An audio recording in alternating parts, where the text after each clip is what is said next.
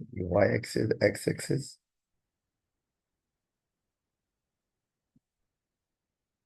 और यहाँ पर हम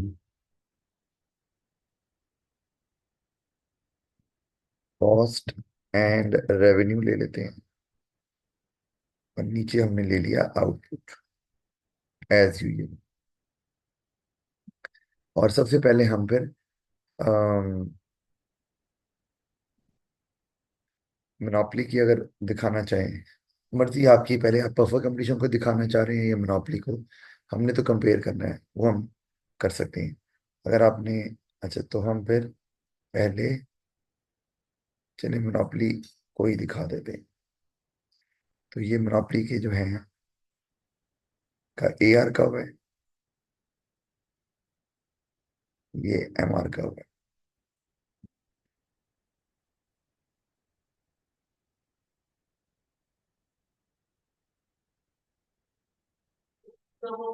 और ये अब हमारे पास ये MC है।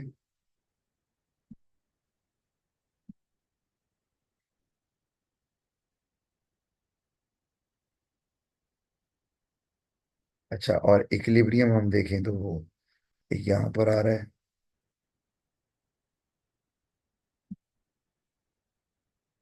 इसको भी हम E का नाम दे देते हैं।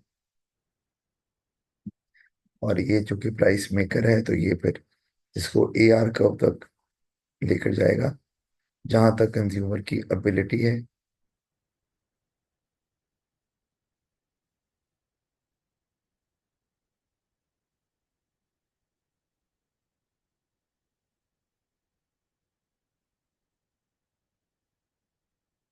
तो हमने ड्रैग कर दिया एक्स एक्सेस तक।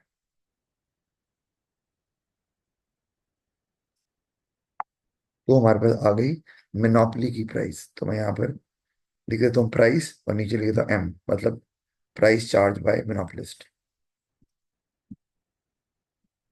नीचे भी इसको ड्रैग कर देते हैं।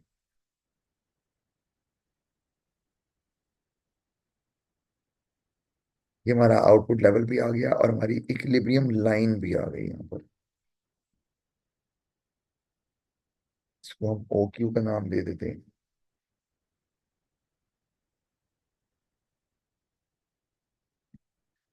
और अब हम एवरेज कॉस्ट को भी ड्रॉ कर देते हैं यहाँ पर।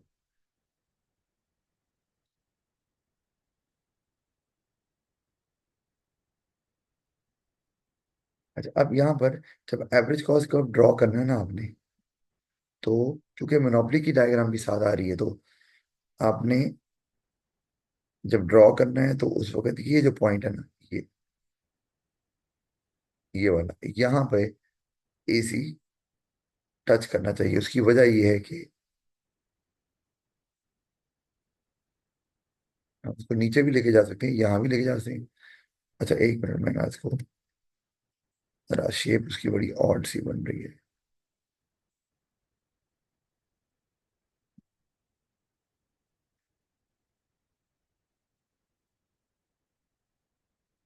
हम ऐसे कर लेते हैं, ठीक है जी।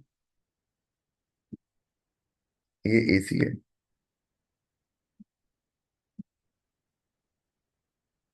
और इसमें जो मोनोपोलिस्ट है उसको तो प्रॉफिट हो ही रहा है, जो कि हमें नजर आ रहा है सुपर नॉर्मल प्रॉफिट, और लॉन्ग रन में मोनोपोलिस्ट को सुपर नॉर्मल प्रॉफिट ही होता है।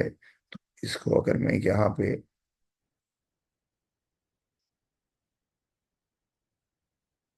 यहाँ ड्रैग कर देता हूँ, और इसको मैं PM0 कह देता हूँ,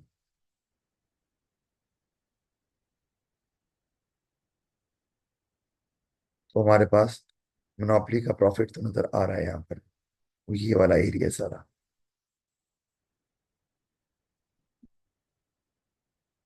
ये आपको पता है, इसमें कोई प्रॉब्लम नहीं है। अब इसी में अगर हमने ये देखना हो कि जो हम वेलफेयर लॉस की बात कर रहे थे, वो भी हम देख सकते हैं यहाँ पर। और वो कितना नजर आ रहा है हमें यहाँ पर, नजर आ रहा है यहाँ पर। Welfare loss. जी सर, जो ट्रायंगल है। ए, ये कि कुछ और भी है? सर उसके नीचे भी जो थोड़ा सा एरिया है। कौन सा ये? जी सर, आई थिंक यही है।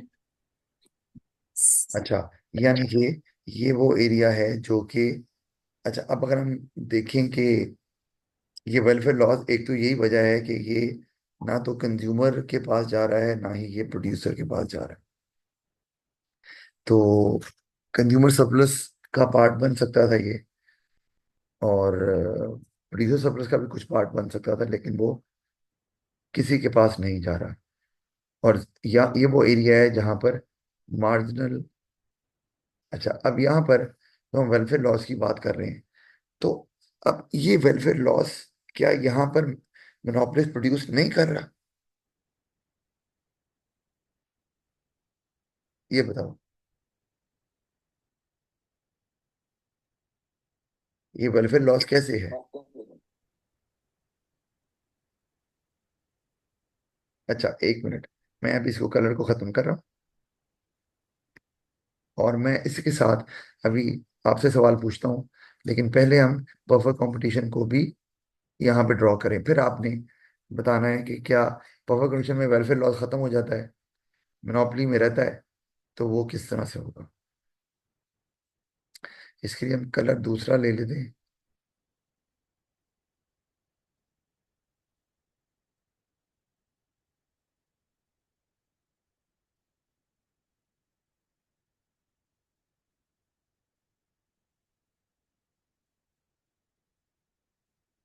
अब ये जो प्राइस मैंने ली है,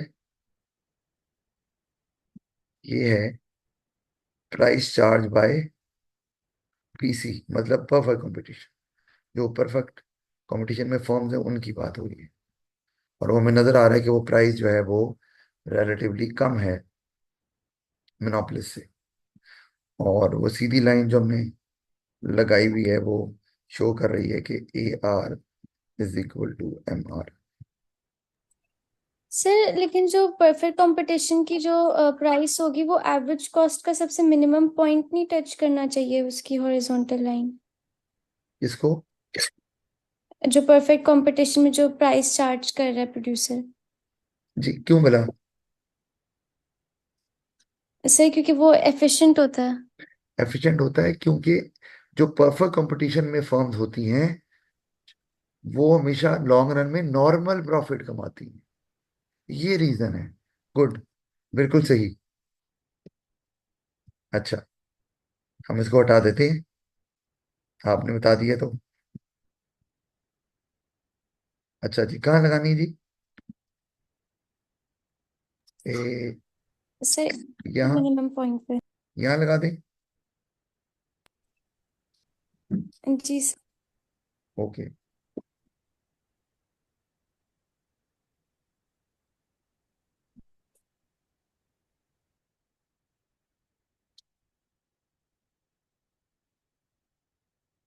अच्छा, ये = MR, अच्छा मैंने ये कर दिया अगर। अच्छा मैं अभी, आप जो कह रही हो अभी हम वो देखते हैं ना, उसको बाद में बात करते हैं फिर। अच्छा, ये अगर AR = MR है और ये प्राइस हमारी कम हो गई है, ठीक है मान लिया, और आपने कहा कि ये वो पॉइंट है, अब यहाँ पर अगर हम देखें तो MCB ये आउटपुट ज्यादा बनाते हैं, तो इनका जो MCMR है वो तो वहीं आ रहा है जहां पर मोनोपोलिस्ट आउटपुट प्रोड्यूस कर रहा है। क्या ख्याल है, कैसा है?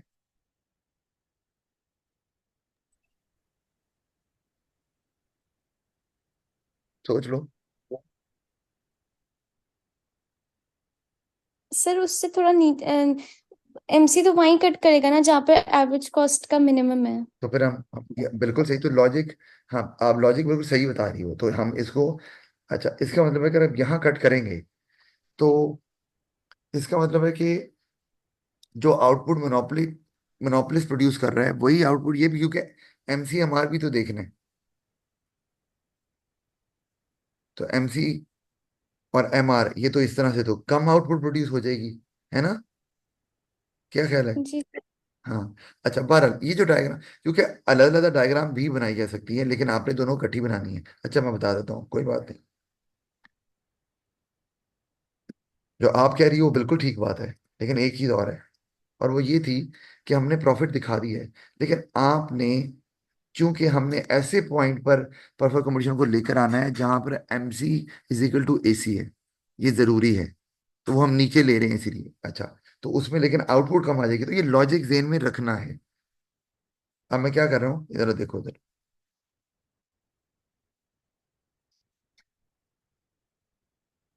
मैंने एसी को हटा दिया यहाँ से। अब जरा इस पे गौर करो, मैंने कलर ये वाला ले लेता हूं।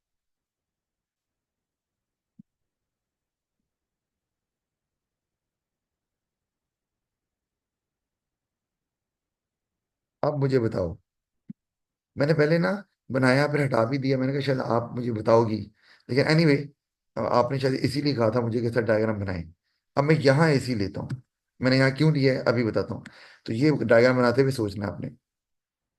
अच्छा, अब अगर मैंने यहाँ एसी बना दिया है, तो स्टिल जो प्रॉफिट है वो तो हो रहा है और वो नजर आता है, सुपर नॉन प्रॉफिट दिखा नहीं रहा, लेकिन आपको पता तो है कि एसी आउटपुट ओ क्यू है, तो एसी जो है उसकी हाइट यहाँ है, तो प्रॉफिट इज स्टिल देयर। चलो मैं अभी इसको हटा भी देता हूँ लाइन खींच के, ये आ जाएगा प्रॉफिट मोनोपोलिस का। ऐसे ही है ना? जी सर। हाँ, दिखा नहीं रहा मैं ये, सिर्फ बता रहा था। अच्छा, अब हम, जब ये बना लिया हमने, अब हमने अगर ये दिखाना हो कि परफेक्ट कंपटीशन जो है उसमें, अब मैं अगर लाइन ड्रॉ करता हूँ, तो वो लाइन हम ऐसी ड्रॉ करेंगे जो कि यहीं से ही गुजरेगी, इसी पॉइंट से।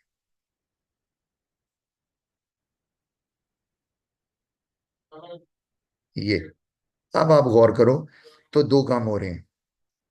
एक, एमसी जहां एम आर को, अच्छा मैं लिख देता हूँ,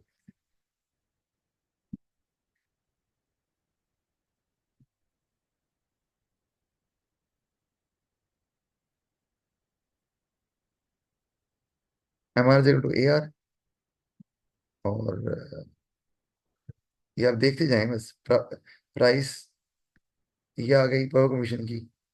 अब अगर आप गौर करो तो प्राइस तो कम है पावर कमीशन की, क्या आउटपुट ज्यादा है?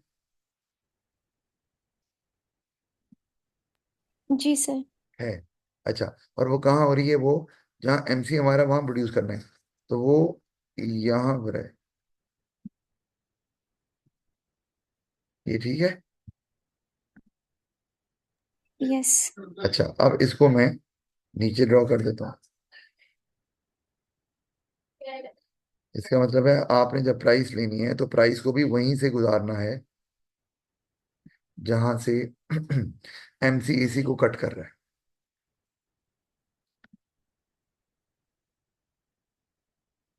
तो ये क्वांटिटी हो गई इसी, यानी कि परफेक्ट कंपटीशन की।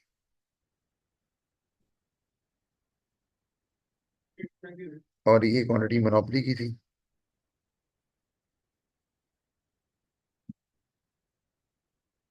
अच्छा, अब अगर हम गौर करें तो जो मोनोपोलिस्ट है वो जिस आउटपुट पे प्रोड्यूस कर रहा है वहां M C is equal to A C है?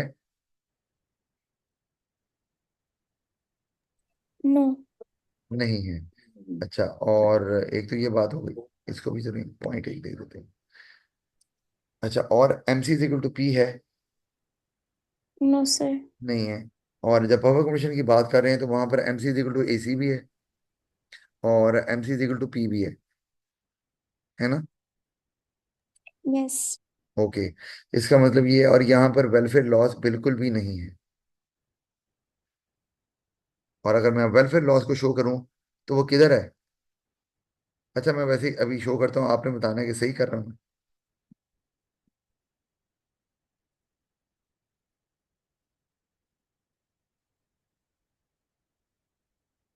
या ये है वेलफेयर लॉस? जी सर। इसका मतलब है कि परफेक्ट कंपटीशन में जो परफेक्टली कंपैरेटिव फॉर्म होती है, अगर ये परफेक्ट कंपटीशन में, वो वेलफेयर लॉस खत्म हो जाएगा। और जो टोटल सरप्लस है वो कंज्यूमर और प्रोड्यूसर सरप्लस से मिलके ही बन रहा है। तो टोटल सरप्लस का कोई हिस्सा ऐसा नहीं है जो कंज्यूमर या प्रोड्यूसर सरप्लस का पार्ट ना हो। और इस एरिया के अंदर, अच्छा, एक थोड़ा सा ग्रीन एरिया और भी है, ये वाला। और इस पूरे एरिया में क्या खास बात हो रही है? इस ग्रीन वाले एरिया में, पूरे एरिया में, M C is equal to P नहीं है, या आप कह लो कि price is greater than M C है।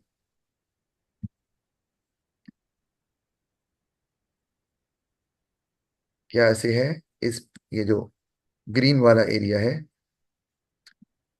क्या यहाँ पर price is greater than M C है?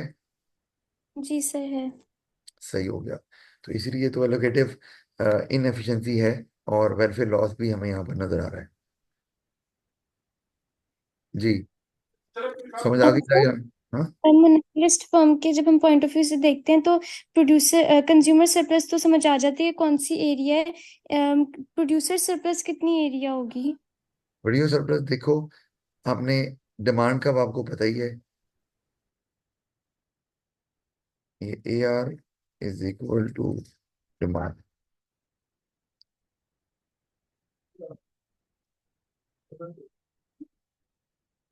अच्छा, अब आपने डिमांड और सप्लाई का को देखना है। हम परफेक्ट कंपटीशन में समझ आ रही है आपको, कंज्यूमर सरप्लस कितना है और प्रोड्यूसर कितना है। अगर मैं यहाँ पर एरिया को हाईलाइट करूँ, किस में? परफेक्ट कंपटीशन में। तो वो ये वाला एरिया बन रहा है, वो ये वाला एरिया बन रहा है, वो ये भी बन रहा है। क्या ये कंज्यूमर सरप्लस का एरिया है? जी सर। सही हो गया। और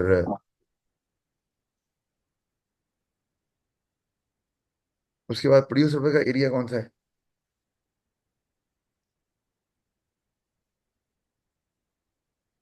वो नीचे, हम परफेक्ट कंपटीशन की बात कर रहे हैं।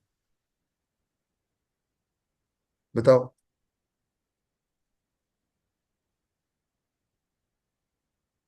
सर जहाँ पर अच्छा, यहाँ ना पता क्या है, मैं आपको एक बात में बतानी थी कि आप जो हैं वो, मैंने आपको बताया था कि जो अपवर्ड स्लोपिंग कर्व होता है एमसी का, अपवर्ड वाला पार्ट, वो सप्लाई का पार्ट होता है, और वो भी जो आपका, अब अगर मैं आपको एक मिनट ठहर जाऊँ, मैं आपको ना दिखा भी दूँ ताकि आपको याद आ जाए।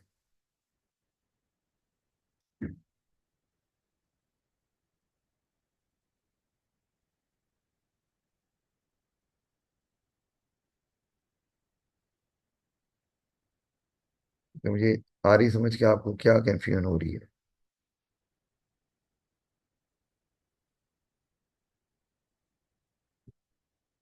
अच्छा, वो शायद हम अब यही पढ़े ना, इसी में नजर आ जाएगा I guess।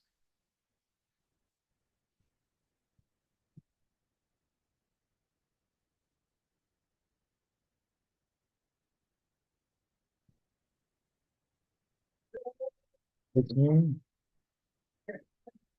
ये, अच्छा, अब यहाँ पे गौर करो। यहाँ पर हमने पढ़ा हुआ है derivation of marginal cost curve as supply curve. तो यहाँ हमने क्या प्रूव किया था? हमने ये प्रूव किया था कि marginal cost curve supply curve होता है, लेकिन सारा marginal cost curve supply curve नहीं होता। कौन सा पार्ट? वो वाला पार्ट जो एबीसी से ऊपर है। एबीसी से ऊपर वाला पार्ट जो है, हम उसको कह रहे हैं कि वो मार्जिनल कॉस्ट है, कि बढ़ रही है। तो इसलिए मैंने एबीसी का कर्व भी बनाया हुआ है यहाँ पर। अब वहां पर एबीसी हमने नहीं लिया हुआ, लेकिन तो हम अगर रफ आइडिया ले लें तो कोई प्रॉब्लम नहीं है। नीचे वाला पार्ट नहीं होगा, क्योंकि वहां तो वो आउट प्रोड्यूस ही नहीं करेगा। आपको पता है ना कि अगर एबीसी कवर ही नहीं हो रही आपकी, मार्जिनल कॉस्ट आपकी जो एबीसी से ऊपर जाती है, आप वहां पे प्रोड्यूस करेंगे, उससे पहले तो आप प्रोड्यूस ही नहीं करेंगे। वही बात कि आपकी जब वेरिएबल कॉस्ट ही कवर नहीं हो रही, तो आप क्यों आउटपुट प्रोड्यूस करेंगे? आप करेंगे ही नहीं। तो इसीलिए प्राइस इतनी तो हो कि आप की एबीसी कवर हो, और फिर आप मार्जिनल कॉस्ट, और वो वाला पार्ट वो होगा जो मार्जिनल कॉस्ट का है, जो एबीसी से ऊपर है, यानी कि जो पॉइंट ई है, वहां पर आप एबीसी आपकी आसानी से कवर हो रही है। उससे नीचे भी है थोड़ा, लेकिन चले हम वहां से भी अगर ले लें, तो प्राइस उतनी होगी, तो फिर ये मार्जिनल कॉस्ट का सप्लाई कब बनेगा। उससे नीचे वाला जो पार्ट है ये वाला, वो मार्जिनल कॉस्ट का हिस्सा सप्लाई कब नहीं होता। याद आया ना आपको ये। जी सर। इसी तरह वहां पर भी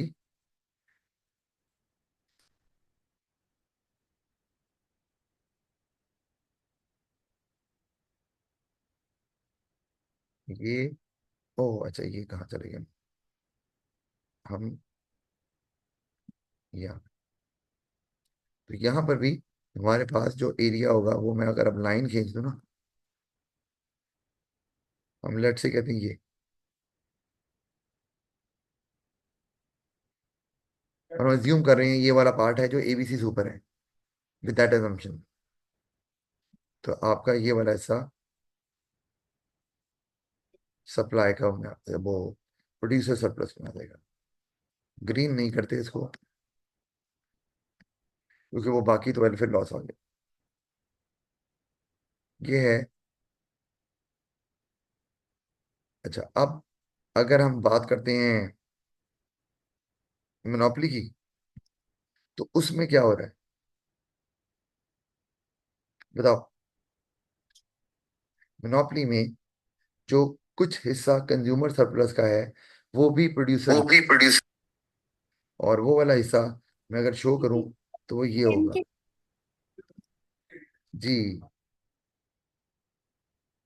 यही बता रही थी ना आप। जी सर।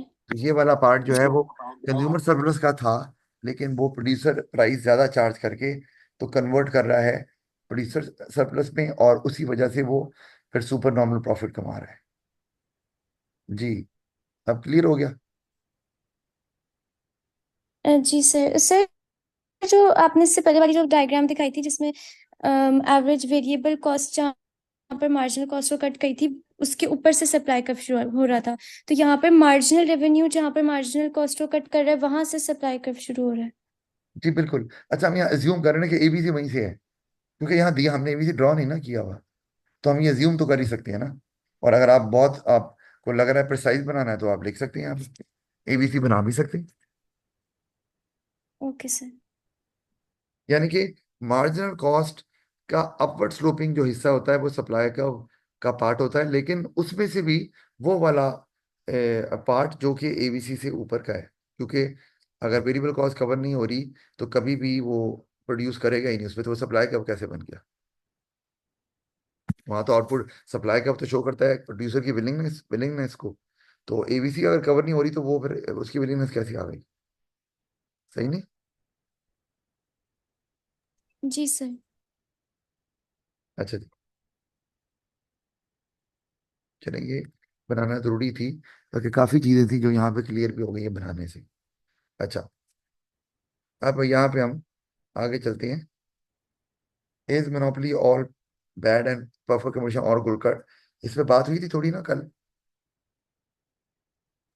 जी सर, आर्ग्यूमेंट्स अगेंस्ट मोनोपोली हो गए थे, हो गए थे, इन और मैंने फेवर ऑफ। मैंने आपको ये भी बताया था कि परफेक्ट कमीशन ऑल गुड क्यों नहीं होता हमेशा, है ना।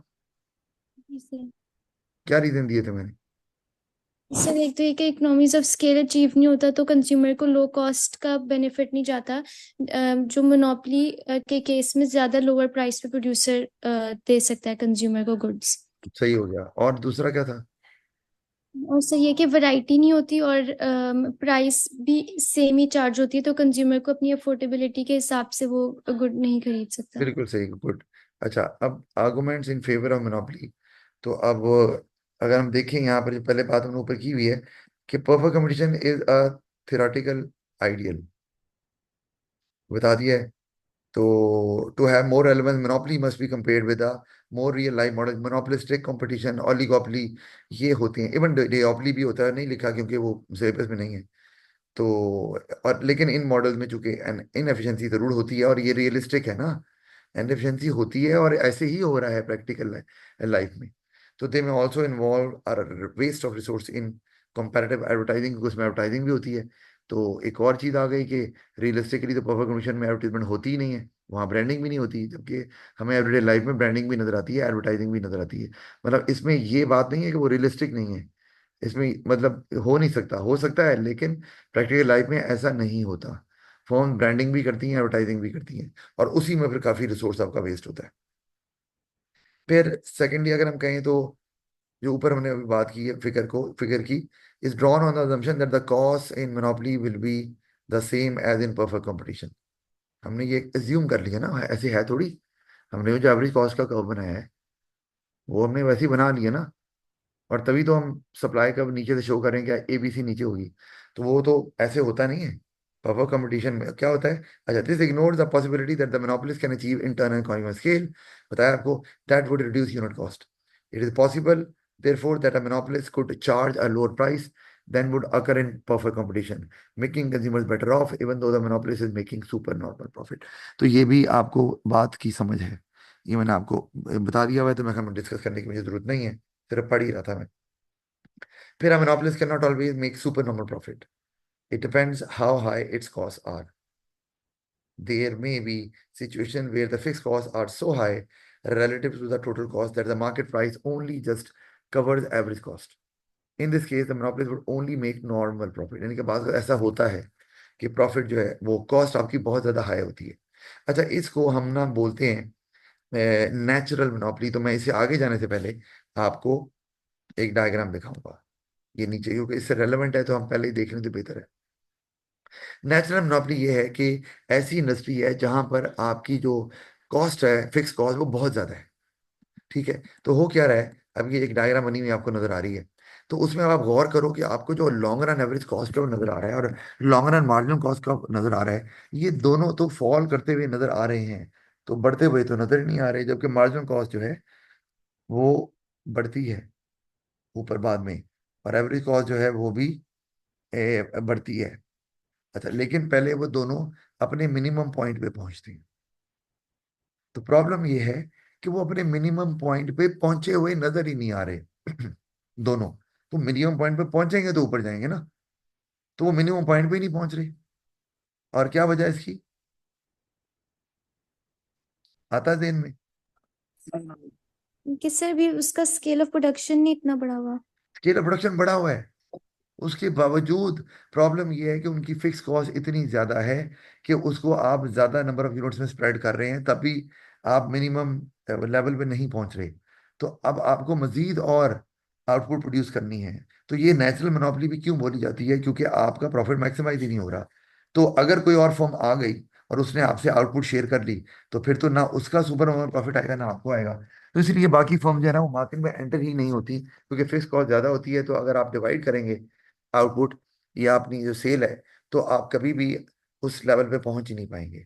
तो ये तो एक फॉर्म वो है, अभी अकेली चल रही है तो उसकी कॉस्ट माना कम हो रही है, मार्जिनल और एवरेज भी, लेकिन मिनिमम पे नहीं पहुंची हुई। तो एट टाइम फॉर्म उतना बना ही नहीं पाती, क्योंकि मार्केट में कस्टमर जितना है सबको सप्लाई करने के बावजूद भी वो नॉर्मल प्रॉफिट पे ही पहुंच पाती है, क्योंकि उसकी कॉस्ट जो है वो उस लेवल पे प्रोड्यूस ही नहीं कर पा रहे, क्योंकि उतने कस्टमर नहीं है शायद।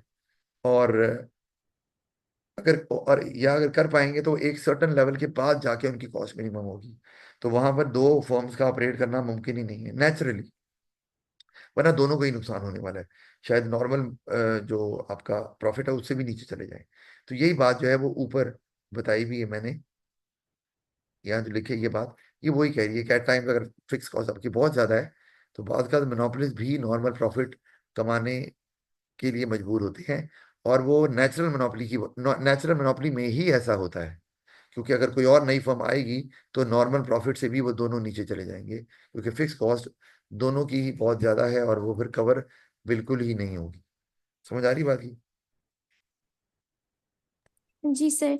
सर जो सेकंड वाला पॉइंट था उसमें एवरेज कॉस्ट कर्व, क्योंकि सिंगल एवरेज कॉस्ट कर्व पे दोनों परफेक्ट कंपटीशन और मोनोपोली दिखाई थी, इसीलिए ये वाला पॉइंट लिखा हुआ है। जी बिल्कुल, इसलिए लिखा हुआ है, बिल्कुल ऐसे ही है।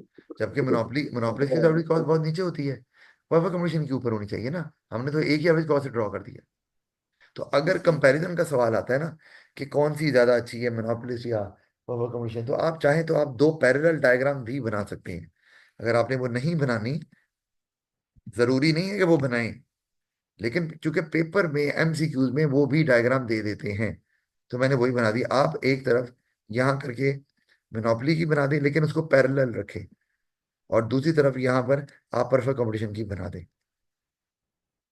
और वहां पर भी नजर आ जाएगा प्राइस कितनी है, और वहां पे फिर आप एवरेज कॉस्ट को भी जो है वो चेंज कर सकते हैं कि जी एवरेज कॉस्ट जो है वो मोनोपोलिस की यहाँ पर है, और जो परफेक्ट कंपटीशन है वो उसकी एवरेज कॉस्ट कहीं यहाँ जाके आ रही यहाँ पे।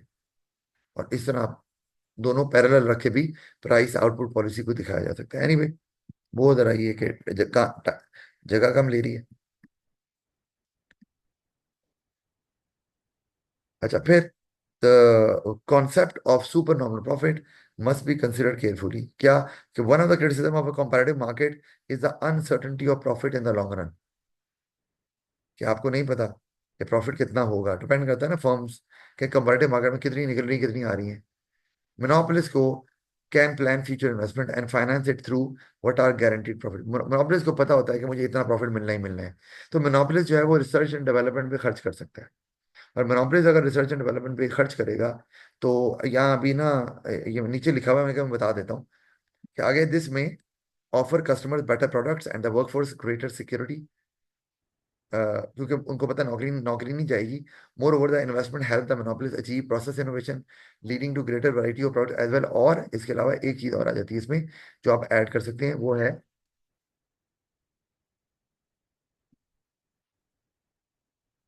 कि इट माइट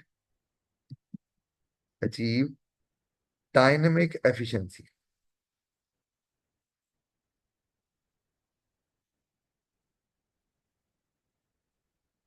ये hence hence it might achieve dynamic efficiency. ये समझ आती है बात की? जी सर, जब वो एक्सेसिव प्रॉफिट जो फर्म अर्न करती है, फिर वो उसको यूज करती है टेक्नोलॉजी में, तो इनोवेशन में। प्रोडक्टिविटी बढ़ाने के लिए, और उससे कॉस्ट जो है वो को शिफ्ट हो जाता एग्जैक्टली exactly, बिल्कुल सही शाबाश, बिल्कुल सही, आपने याद रखा हुआ है। तो इनको डायनामिक एफिशिएंसी अचीव होती है, हो सकती है। ये dynamic efficiency perfect competition case में मुश्किल है, क्योंकि वहां पर तो आपको प्रॉफिट ही सर्टन नहीं ना है। तो शॉर्ट रन में तो खैर आपको पता है मुसलसल कम होता जाता है, और लॉन्ग रन में नॉर्मल प्रॉफिट जरूर होता है, लेकिन फिर भी आप श्योरिटी से नहीं कह सकते कितना होगा। वो डिपेंड करता है कि कितनी फर्म जो है ना वो बाहर निकलती हैं। तो मतलब नॉर्मल प्रॉफिट बोलते ही जरूर है, लेकिन फिर भी कितना होगा वो आप डिपेंड करता है नंबर ऑफ फर्म्स कितनी मार्केट से बाहर जा रही हैं।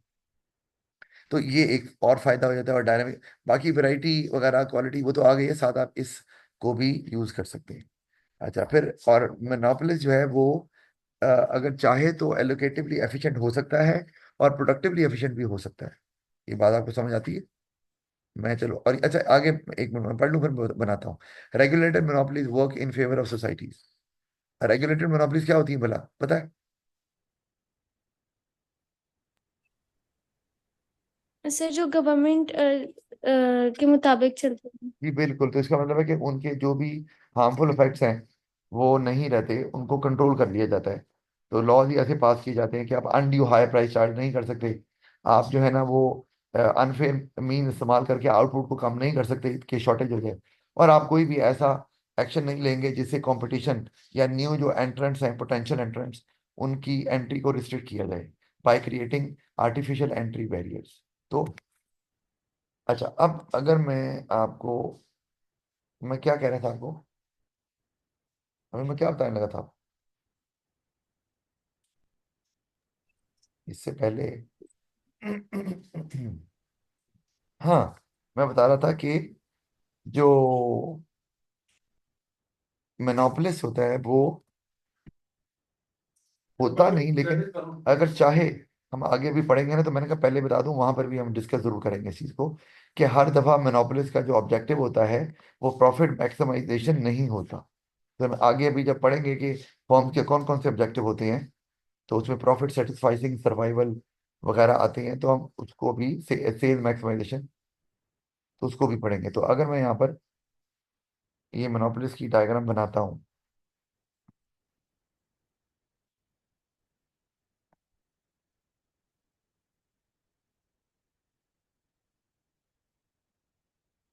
और हम एज्यूम कर रहे हैं कि मोनोपोलिस जो है ना वो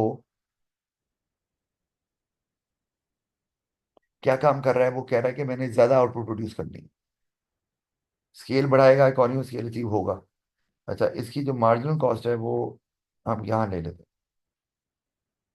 ठीक है। अब आप ये गौर करो कि अगर तो प्रॉफिट मैक्सिमाइजेशन की वो तरफ जाएगा तो उसका तो पॉइंट ये वाला होगा, और जारी बात है फिर उसकी जो आउटपुट है वो ये वाली होगी। यहाँ पर वो ऑफ कोर्स हमने पढ़ा था कि एलोकेटिवली एफिशिएंट नहीं है, और वो प्रोडक्टिवली एफिशिएंट भी नहीं होगा। लेकिन अगर वो प्रोड्यूस करता है यहाँ पर, अब आप इसको जरा देखो, यहाँ अगर प्रोड्यूस करता है तो ये AR के ऊपर ही है, तो आप मजीद और प्राइस तो चार्ज ऊपर कर नहीं सकते, यही प्राइस चार्ज होगी, सारी बात है, क्योंकि इससे ऊपर तो कंज्यूमर की विलिंगनेस ही नहीं है। और ये आउटपुट जो है वो, यानी कि क्या होगा यहाँ पर, मुझे ये बताओ कि क्या जो मोनोपोलिस्ट प्राइस चार्ज कर रहा है, यहाँ MC इक्वल टू P है,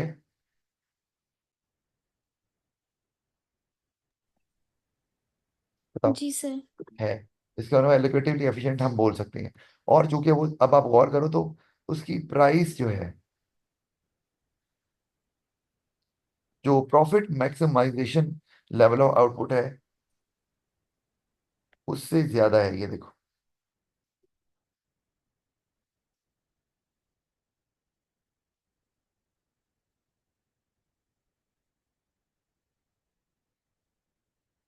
और आउटपुट जो है वो कम है।